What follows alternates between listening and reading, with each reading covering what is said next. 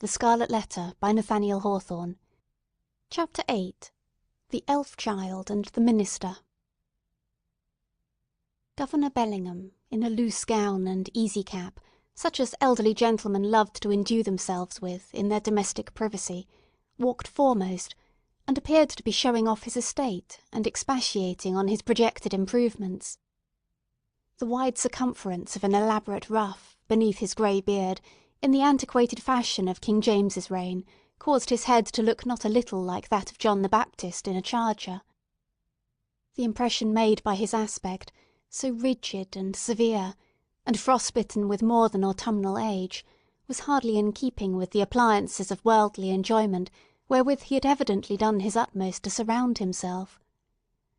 But it is an error to suppose that our grave forefathers, though accustomed to speak and think of human existence as a state merely of trial and warfare, and though unfeignedly prepared to sacrifice goods and life at the behest of duty, made it a matter of conscience to reject such means of comfort, or even luxury, as lay fairly within their grasp.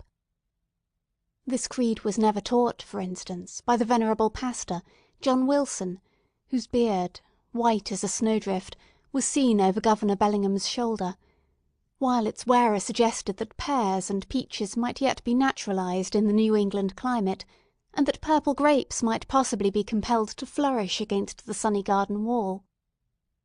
The old clergyman, nurtured at the rich bosom of the English Church, had a long-established and legitimate taste for all good and comfortable things, and however stern he might show himself in the pulpit, or in his public reproof of such transgressions as that of Hester Prynne, still the genial benevolence of his private life had won him warmer affection than was accorded to any of his professional contemporaries. Behind the governor and Mr. Wilson came two other guests. One, the Reverend Mr Dimmesdale, whom the reader may remember as having taken a brief and reluctant part in the scene of Hester Prynne's disgrace, and, in close companionship with him, old Roger Chillingworth, a person of great skill in physic, who, for 2 or 3 years past, had been settled in the town. It was understood that this learned man was the physician as well as friend of the young minister, whose health had severely suffered of late by his too unreserved self-sacrifice to the labours and duties of the pastoral relation. The governor, in advance of his visitors, ascended 1 or 2 steps, and throwing open the leaves of the great hall window, found himself close to little Pearl. The shadow of the curtain fell on Hester Prynne, and partially concealed her. "What have we here?" said Governor Bellingham, looking with surprise at the scarlet little figure before him. "I profess I have never seen the like since my days of vanity, in old King James's time, when I was wont to esteem it a high favour to be admitted to a court masque. There used to be a swarm of these little apparitions in holiday time, and we called them children of the Lord of Misrule. But how gat such a guest into my hall?" "Ay, indeed!"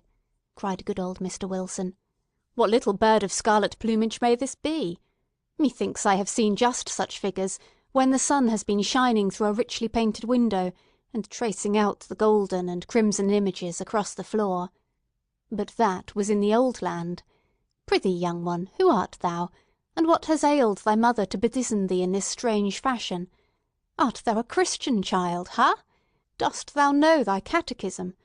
Or art thou one of those naughty elves or fairies, whom we thought to have left behind us, with other relics of papistry, in merry old England?" "I am mother's child," answered the scarlet vision, "and my name is Pearl." "Pearl? Ruby, rather, or coral, or red rose at the very least, judging from thy hue," responded the old minister, putting forth his hand in a vain attempt to pat little Pearl on the cheek. "But where is this mother of thine? Ah, I see," he added, and, turning to Governor Bellingham, whispered, "This is the selfsame child of whom we have held speech together, and behold here the unhappy woman, Hester Prynne, her mother." "Sayest thou so?" cried the governor. "Nay, we might have judged that such a child's mother must needs be a scarlet woman, and a worthy type of her of Babylon. But she comes at a good time, and we will look into this matter forthwith." Governor Bellingham stepped through the window into the hall, followed by his three guests. "Hester Prynne," said he, fixing his naturally stern regard on the wearer of the scarlet letter, "there hath been much question concerning thee of late. The point hath been weightily discussed, whether we, that are of authority and influence, do well discharge our consciences by trusting an immortal soul, such as there is in yonder child, to the guidance of one who hath stumbled and fallen amid the pitfalls of this world. Speakest thou, the child's own mother? Were it not, thinkest thou, for thy little one's temporal and eternal welfare, that she should be taken out of thy charge, and clad soberly, and disciplined strictly, and instructed in the truths of heaven and earth? What canst thou do for the child in this kind?" "I can teach my little Pearl what I have learned from this," answered Hester Prynne, laying her finger on the red token. "Woman, it is thy badge of shame," replied the stern magistrate. "It is because of the stain which that letter indicates that we would transfer thy child to other hands." "Nevertheless," said the mother calmly, though growing more pale, "this badge hath taught me, it daily teaches me, it is teaching me at this moment, lessons whereof my child may be the wiser and better, albeit they can profit nothing to myself." "We will judge warily," said Bellingham, "and look well what we are about to do. Good Master Wilson, I pray you, examine this Pearl, since that is her name, and see whether she hath had such Christian nurture as befits a child of her age." The old minister seated himself in an armchair, and made an effort to draw Pearl betwixt his knees. But the child, unaccustomed to the touch or familiarity of any but her mother, escaped through the open window, and stood on the upper step, looking like a wild tropical bird of rich plumage, ready to take flight into the upper air. Mr. Wilson, not a little astonished at this outbreak, for he was a grandfatherly sort of personage, and usually a vast favourite with children, essayed, however, to proceed with the examination. "Pearl," said he with great solemnity, "thou must take heed to instruction, that so, in due season, thou mayest wear in thy bosom the pearl of great price. Canst thou tell me, my child, who made thee?" Now Pearl knew well enough who made her, for Hester Prynne, the daughter of a pious home, very soon after her talk with the child about her heavenly Father, had begun to inform her of those truths which the human spirit, at whatever stage of immaturity, imbibes with such eager interest. Pearl, therefore, so large were the attainments of her 3 years' lifetime, could have borne a fair examination in the New England Primer, or the first column of the Westminster Catechisms, although unacquainted with the outward form of either of those celebrated works. But that perversity which all children have more or less of, and of which little Pearl had a tenfold portion, now, at the most inopportune moment, took thorough possession of her, and closed her lips, or impelled her to speak words amiss. After putting her finger in her mouth, with many ungracious refusals to answer good Mr. Wilson's question, the child finally announced that she had not been made at all, but had been plucked by her mother off the bush of wild roses that grew by the prison door. This fantasy was probably suggested by the near proximity of the governor's red roses, as Pearl stood outside of the window, together with her recollection of the prison rose-bush, which she had passed in coming hither. Old Roger Chillingworth, with a smile on his face, whispered something in the young clergyman's ear. Hester Prynne looked at the man of skill, and even then, with her fate hanging in the balance, was startled to perceive what a change had come over his features, how much uglier they were, how his dark complexion seemed to have grown duskier, and his figure more misshapen, since the days when she had familiarly known him.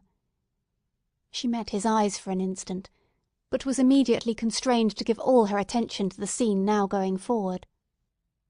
"This is awful!" cried the governor, slowly recovering from the astonishment into which Pearl's response had thrown him. "Here is a child of 3 years old, and she cannot tell who made her. Without question, she is equally in the dark as to her soul, its present depravity, and future destiny. Methinks, gentlemen, we need inquire no further." Hester caught hold of Pearl, and drew her forcibly into her arms, confronting the old Puritan magistrate with almost a fierce expression. Alone in the world, cast off by it, and with this sole treasure to keep her heart alive, she felt that she possessed indefeasible rights against the world, and was ready to defend them to the death. "God gave me the child!" cried she. "He gave her in requital of all things else which He had taken from me. She is my happiness. She is my torture none the less. Pearl keeps me here in life. Pearl punishes me too. See ye not, she is the Scarlet Letter, only capable of being loved, and so endowed with a millionfold the power of retribution for my sin. Ye shall not take her. I will die first." "My poor woman," said the not unkind old minister, "the child shall be well cared for, far better than thou canst do it." "God gave her into my keeping," repeated Hester Prynne, raising her voice almost to a shriek. "I will not give her up!" And here, by a sudden impulse, she turned to the young clergyman, Mr. Dimmesdale, at whom, up to this moment, she had seemed hardly so much as once to direct her eyes. "Speak thou for me!" cried she.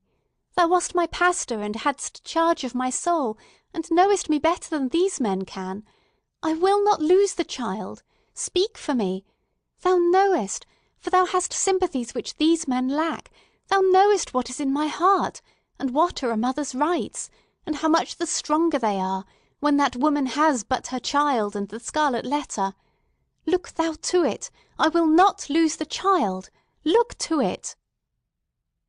At this wild and singular appeal, which indicated that Hester Prynne's situation had provoked her to little less than madness, the young minister at once came forward, pale and holding his hand over his heart, as was his custom when his peculiarly nervous temperament was thrown into agitation. He looked now more careworn and emaciated than we described him at the scene of Hester's public ignominy, and whether it were his failing health, or whatever the cause might be, his large dark eyes had a world of pain in their troubled and melancholy depth. "There is truth in what she says," began the minister, with a voice sweet, tremulous, but powerful, insomuch that the hall re-echoed, and the hollow armour rang with it. "Truth in what Hester says, and in the feeling which inspires her.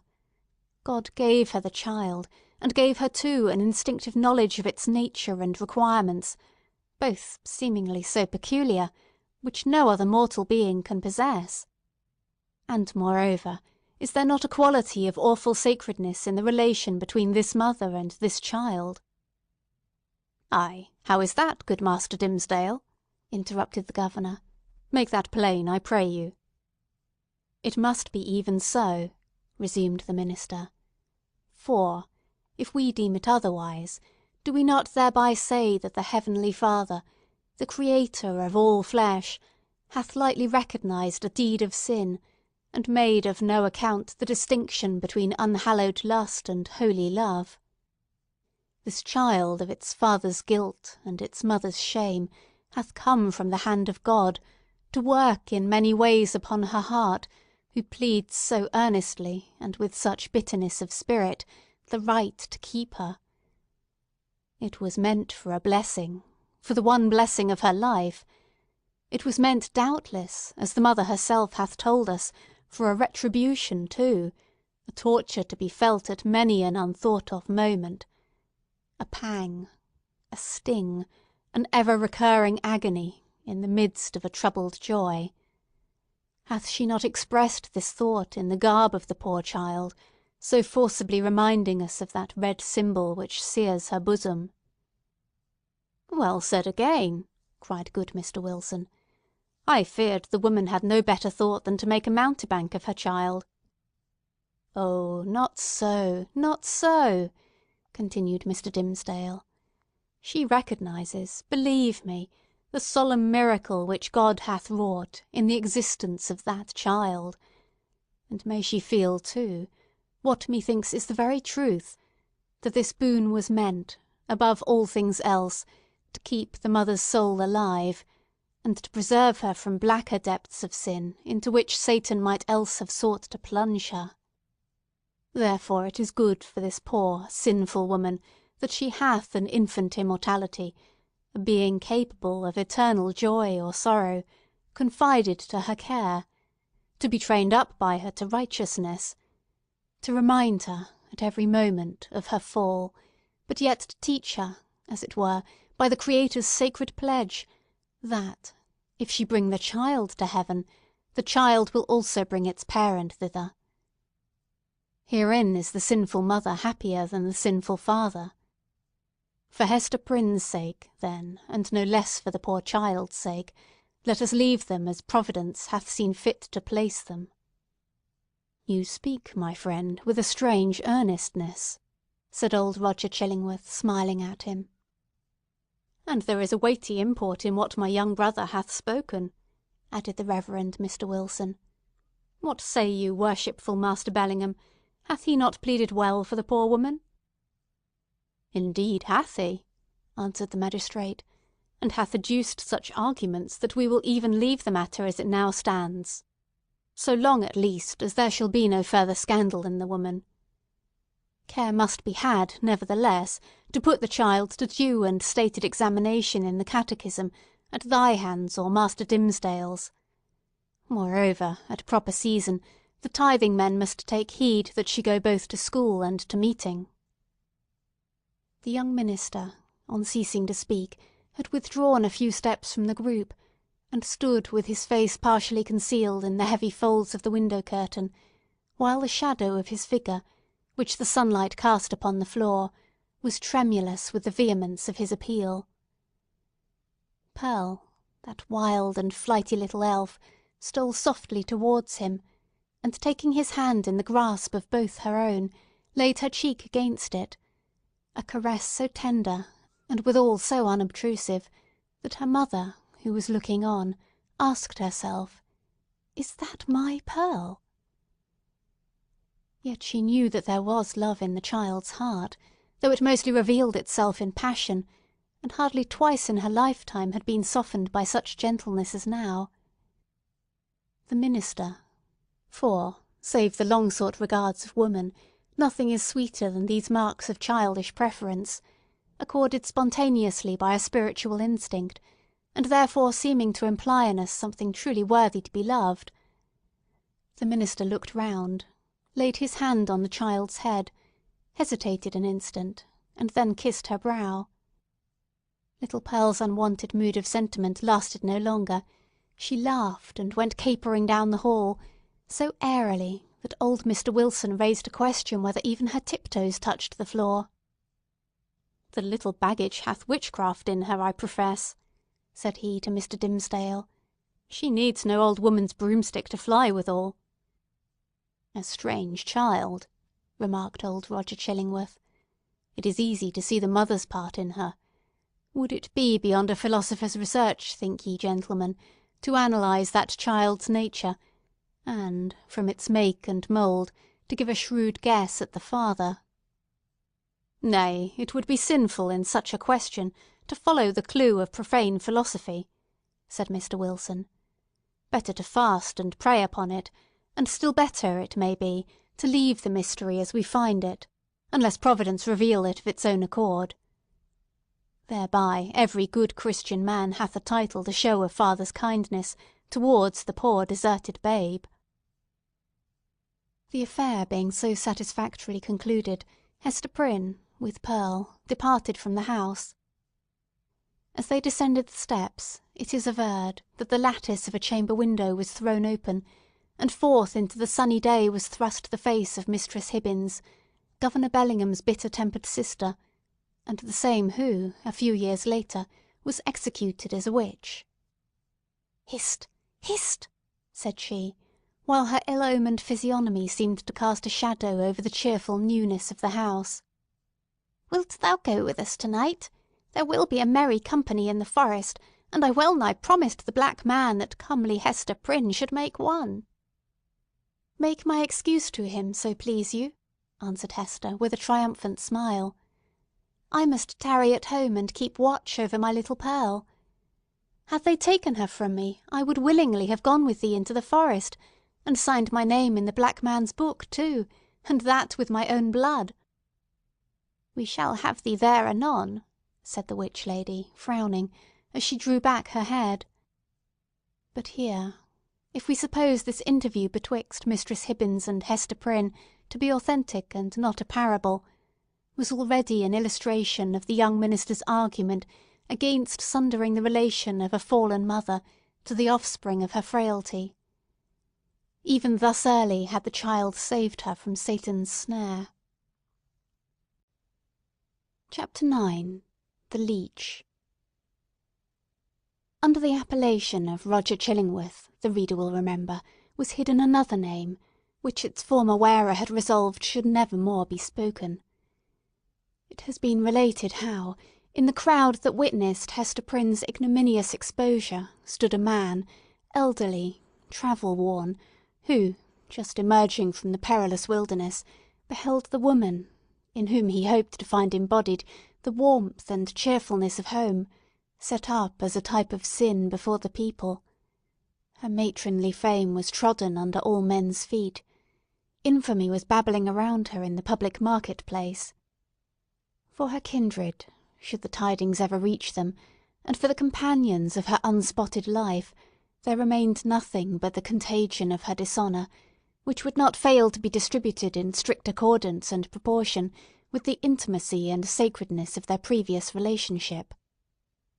Then why, since the choice was with himself, should the individual, whose connection with the fallen woman had been the most intimate and sacred of them all, come forward to vindicate his claim to an inheritance so little desirable? He resolved not to be pilloried beside her on her pedestal of shame. Unknown to all but Hester Prynne, and possessing the lock and key of her silence, he chose to withdraw his name from the roll of mankind, and, as regarded his former ties and interests, to vanish out of life as completely as if he indeed lay at the bottom of the ocean, whither rumour had long ago consigned him. This purpose once effected, new interests would immediately spring up, and likewise a new purpose. Dark, it is true, if not guilty, but of force enough to engage the full strength of his faculties. In pursuance of this resolve, he took up his residence in the Puritan town as Roger Chillingworth, without other introduction than the learning and intelligence of which he possessed more than a common measure. As his studies, at a previous period of his life, had made him extensively acquainted with the medical science of the day, it was as a physician that he presented himself, and, as such, was cordially received. Skilful men of the medical and chirurgical profession were of rare occurrence in the colony. They seldom, it would appear, partook of the religious zeal that brought other emigrants across the Atlantic. In their researches into the human frame, it may be that the higher and more subtle faculties of such men were materialized, and that they lost the spiritual view of existence amid the intricacies of that wondrous mechanism, which seemed to involve art enough to comprise all of life within itself. At all events, the health of the good town of Boston, so far as medicine had aught to do with it, had hitherto lain in the guardianship of an aged deacon and apothecary, whose piety and godly deportment were stronger testimonials in his favour than any he could have produced in the shape of a diploma. The only surgeon was one who combined the occasional exercise of that noble art with the daily and habitual flourish of a razor. To such a professional body Roger Chillingworth was a brilliant acquisition. He soon manifested his familiarity with the ponderous and imposing machinery of antique physic, in which every remedy contained a multitude of far-fetched and heterogeneous ingredients, as elaborately compounded as if the proposed result had been the elixir of life. In his Indian captivity, moreover, he had gained much knowledge of the properties of native herbs and roots, nor did he conceal from his patients that these simple medicines, nature's boon to the untutored savage, had quite as large a share of his own confidence as the European pharmacopoeia, which so many learned doctors had spent centuries in elaborating. This learned stranger was exemplary, as regarded at least the outward forms of a religious life, and, early after his arrival, had chosen for his spiritual guide the Reverend Mr Dimmesdale. The young divine, whose scholar-like renown still lived in Oxford, was considered by his more fervent admirers as little less than a heaven-ordained apostle, destined, should he live and labour for the ordinary term of life, to do as great deeds for the now feeble New England Church as the early fathers had achieved for the infancy of the Christian faith. About this period, however, the health of Mr. Dimmesdale had evidently begun to fail. By those best acquainted with his habits, the paleness of the young minister's cheek was accounted for by his too earnest devotion to study, his scrupulous fulfilment of parochial duty, and, more than all, by the fasts and vigils of which he made a frequent practice, in order to keep the grossness of this earthly state from clogging and obscuring his spiritual lamp. Some declared that, if Mr. Dimmesdale were really going to die, it was cause enough that the world was not worthy to be any longer trodden by his feet. He himself, on the other hand, with characteristic humility, avowed his belief that, if Providence should see fit to remove him, it would be because of his own unworthiness to perform its humblest mission here on earth. With all this difference of opinion as to the cause of his decline, there could be no question of the fact. His form grew emaciated. His voice, though still rich and sweet, had a certain melancholy prophecy of decay in it. He was often observed, on any slight alarm or other sudden accident, to put his hand over his heart, with first a flush, and then a paleness, indicative of pain. Such was the young clergyman's condition, and so imminent the prospect that his dawning light would be extinguished, all untimely, when Roger Chillingworth made his advent to the town. His first entry on the scene, few people could tell whence, dropping down as it were out of the sky, or starting from the nether earth, had an aspect of mystery which was easily heightened to the miraculous. He was now known to be a man of skill.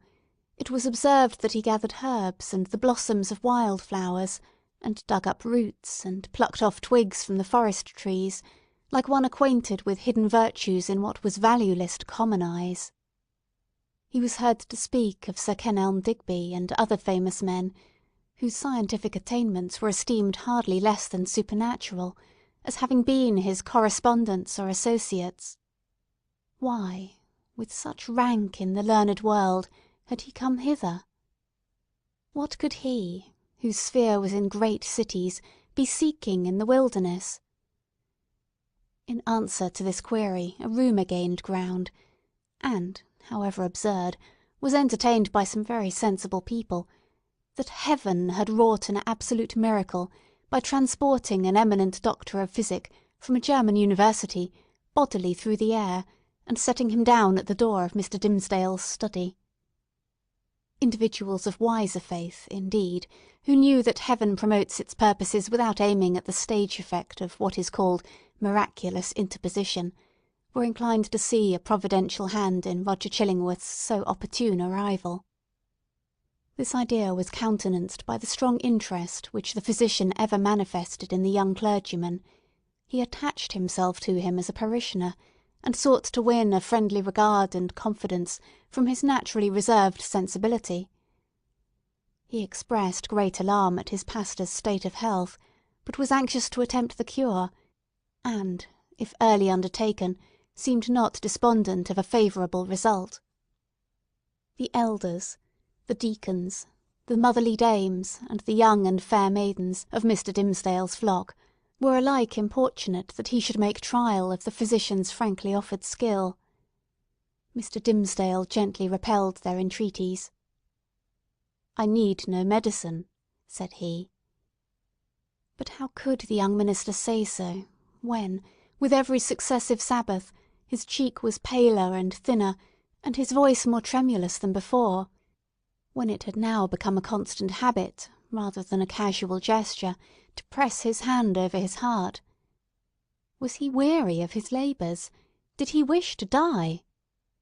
These questions were solemnly propounded to Mr. Dimmesdale by the elder ministers of Boston and the deacons of his church, who, to use their own phrase, dealt with him, on the sin of rejecting the aid which Providence so manifestly held out. He listened in silence, and finally promised to confer with the physician. "Were it God's will," said the Reverend Mr. Dimmesdale, when, in fulfilment of this pledge, he requested old Roger Chillingworth's professional advice, "I could be well content that my labours, and my sorrows, and my sins, and my pains, should shortly end with me, and what is earthly of them be buried in my grave, and the spiritual go with me to my eternal state, rather than that you should put your skill to the proof in my behalf." "Ah," replied Roger Chillingworth, with that quietness which, whether imposed or natural, marked all his deportment, "it is thus that a young clergyman is apt to speak. Youthful men, not having taken a deep root, give up their hold of life so easily; and saintly men, who walk with God on earth, would fain be away, to walk with him on the golden pavements of the New Jerusalem."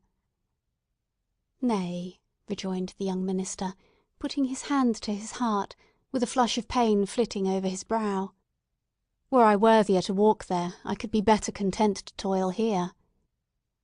"Good men ever interpret themselves too meanly," said the physician. In this manner the mysterious old Roger Chillingworth became the medical adviser of the Reverend Mr. Dimmesdale. As not only the disease interested the physician, but he was strongly moved to look into the character and qualities of the patient, these two men, so different in age, came gradually to spend much time together.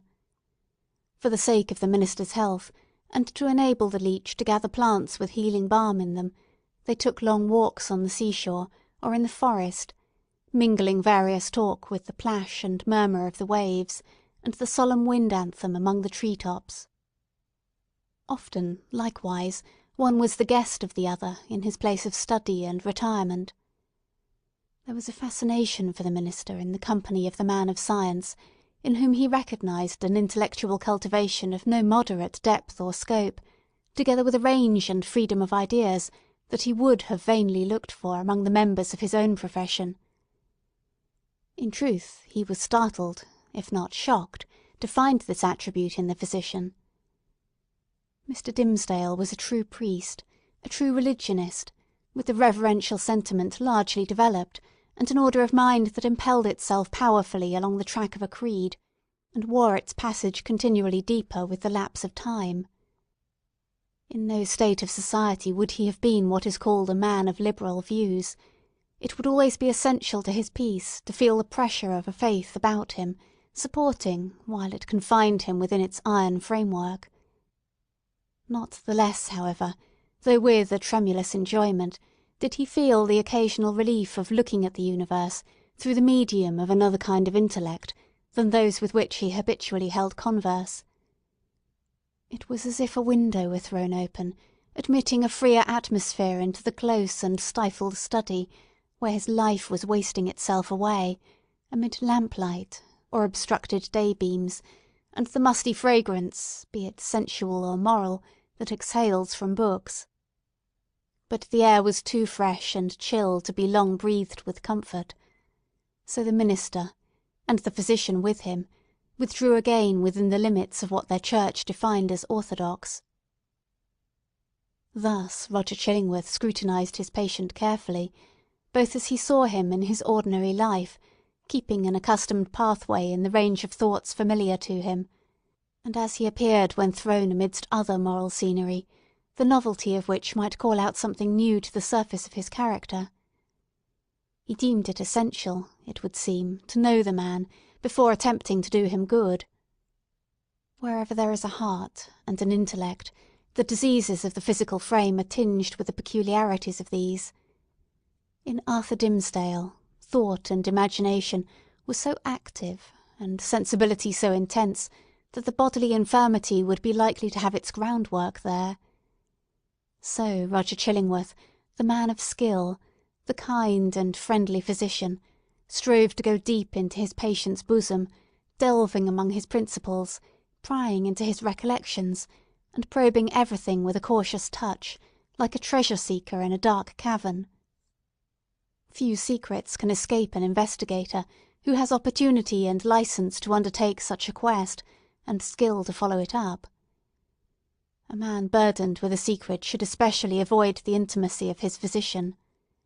If the latter possess native sagacity, and a nameless something more, let us call it intuition; if he shows no intrusive egotism, nor disagreeably prominent characteristics of his own; if he have the power, which must be born with him, to bring his mind into such affinity with his patient's, that this last shall, unawares, have spoken what he imagines himself only to have thought; if such revelations be received without tumult, and acknowledged not so often by an uttered sympathy as by silence, an inarticulate breath, and here and there a word, to indicate that all is understood; if, to these qualifications of a confidant, be joined the advantages afforded by his recognised character as a physician, then, at some inevitable moment, will the soul of the sufferer be dissolved, and flow forth, in a dark but transparent stream, bringing all its mysteries into the daylight. Roger Chillingworth possessed all, or most, of the attributes above enumerated. Nevertheless, time went on; a kind of intimacy, as we have said, grew up between these two cultivated minds, which had as wide a field as the whole sphere of human thought and study to meet upon. They discussed every topic of ethics and religion, of public affairs and private character. They talked much, on both sides, of matters that seemed personal to themselves; and yet no secret, such as the physician fancied must exist there, ever stole out of the minister's consciousness into his companion's ear. The latter had his suspicions, indeed, that even the nature of Mr. Dimmesdale's bodily disease had never fairly been revealed to him. It was a strange reserve. After a time, at a hint from Roger Chillingworth, the friends of Mr. Dimmesdale effected an arrangement by which the two were lodged in the same house, so that every ebb and flow of the minister's life-tide might pass under the eye of his anxious and attached physician. There was much joy throughout the town when this greatly desirable object was attained. It was held to be the best possible measure for the young clergyman's welfare, unless, indeed, as often urged by such as felt authorised to do so, he had selected some one of the many blooming damsels, spiritually devoted to him, to become his devoted wife. This latter step, however, there was no present prospect that Arthur Dimmesdale would be prevailed upon to take. He rejected all suggestions of the kind, as if priestly celibacy were one of his articles of church discipline. Doomed by his own choice, therefore, as Mr. Dimmesdale so evidently was, to eat his unsavoury morsel always at another's board, and endure the lifelong chill which must be his lot who seeks to warm himself only at another's fireside, it truly seemed that this sagacious, experienced, benevolent old physician, with his concord of paternal and reverential love for the young pastor, was the very man, of all mankind, to be constantly within reach of his voice. The new abode of the two friends was with a pious widow, of good social rank, who dwelt in a house covering pretty nearly the site on which the venerable structure of King's Chapel has since been built. It had the graveyard, originally Isaac Johnson's home field, on one side, and so was well adapted to call up serious reflections, suited to their respective employments, in both minister and man of physic. The motherly care of the good widow assigned to Mr. Dimmesdale a front apartment, with a sunny exposure and heavy window curtains to create a noontide shadow when desirable. The walls were hung round with tapestry, said to be from the Gobelin looms, and, at all events, representing the scriptural story of David and Bathsheba and Nathan the prophet, in colours still unfaded, but which made the fair woman of the scene almost as grimly picturesque as the woe-denouncing seer. Here the pale clergyman piled up his library, rich with parchment-bound folios of the Fathers, and the lore of rabbis, and monkish erudition, of which the Protestant divines, even while they vilified and decried that class of writers, were yet constrained often to avail themselves. On the other side of the house, old Roger Chillingworth arranged his study and laboratory, not such as a modern man of science would reckon even tolerably complete, but provided with a distilling apparatus, and the means of compounding drugs and chemicals, which the practised alchemist knew well how to turn to purpose. With such commodiousness of situation, these two learned persons sat themselves down, each in his own domain, yet familiarly passing from one apartment to the other, and bestowing a mutual and not incurious inspection into one another's business. And the Reverend Arthur Dimmesdale's best discerning friends, as we have intimated, very reasonably imagined that the hand of Providence had done all this for the purpose, besought in so many public and domestic and secret prayers, of restoring the young minister to health. But, it must now be said, another portion of the community had latterly begun to take its own view of the relation betwixt Mr. Dimmesdale and the mysterious old physician. When an uninstructed multitude attempts to see with its eyes, it is exceedingly apt to be deceived. When, however, it forms its judgment, as it usually does, on the intuitions of its great and warm heart, the conclusions thus attained are often so profound and so unerring as to possess the character of truths supernaturally revealed. The people, in the case of which we speak, could justify its prejudice against Roger Chillingworth by no fact or argument worthy of serious refutation. There was an aged handicraftsman, it is true, who had been a citizen of London at the period of Sir Thomas Overbury's murder, now some 30 years agone.